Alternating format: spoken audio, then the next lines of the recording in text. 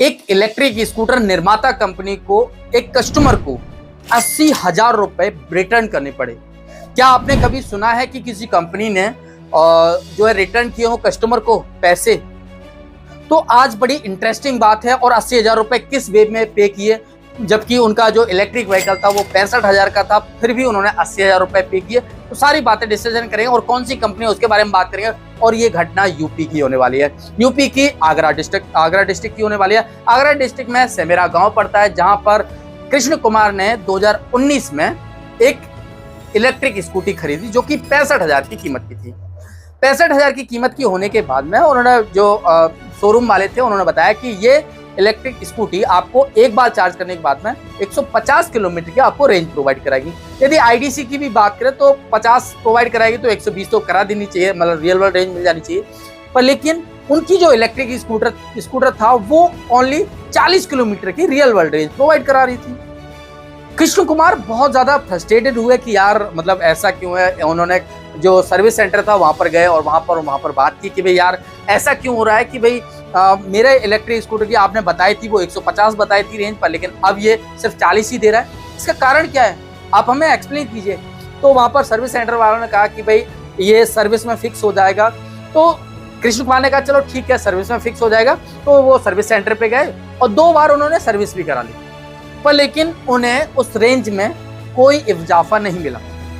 फिर उसके बाद में 2020 में उन्होंने कहा कि भाई मैं यहाँ पर नहीं दूसरी जगह मैं इसकी सर्विस कराता हूँ। तो उन्होंने चावला इंटरप्राइजेस पर सर्विस कराई। कहा कि भाई यार इसकी रेंज में कोई भी इजाफा नहीं हुआ।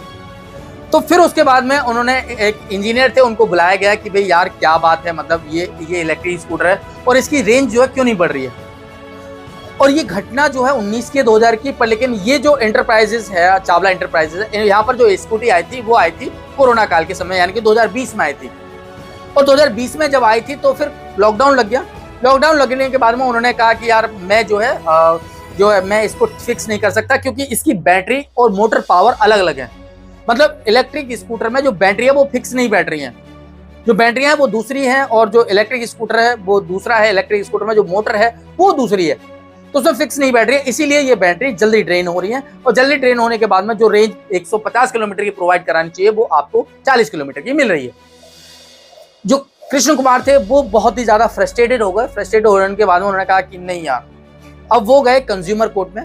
कंज्यूमर कोर्ट में उन्होंने केस दायर किया, और केस दायर करने के बाद में उन्होंने बताया कि मुझे लगभग करीबन 50-60 दिन हो गए, मेरा जो इलेक्ट्रिक स्कूटर है इन्होंने बताया था कि 150 किलोमीटर की रेंज प्रोवाइड करेगा, पर लेकिन ये 40 किलोमीटर की रेंज प्रोवाइड करा रहा है, और इसका मैं क्या करूं।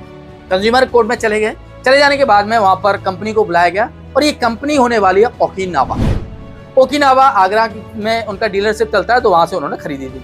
तो ओकिनावा पहुंचे और उन्होंने अपनी सफाई में दिया कि भाई इस इलेक्ट्रिक स्कूटर में हमारे में मैन्युफैक्चरिंग डिफेक्ट है। और फिर उसके बाद में कोर्ट ने कहा कि या आप तो 65,000 रुपए दो, इनके रिटर्न कर दो, और प्लस ब्याज के भी रिटर्न करो, और इनको जो आपको जान मान की धन की हानि हुई है और जो कार्य कर रहे थे उसकी भी हानि हुई है, और मानसिक तनाव रहा है, उसके लिए भी आपको 15,000 रुपए और चार्ज करने होंगे। या आप 65,000 की एक और इलेक्ट्रिक स्कूटी दो इन्हें, और 15,000 रुपए प्लस करके दो।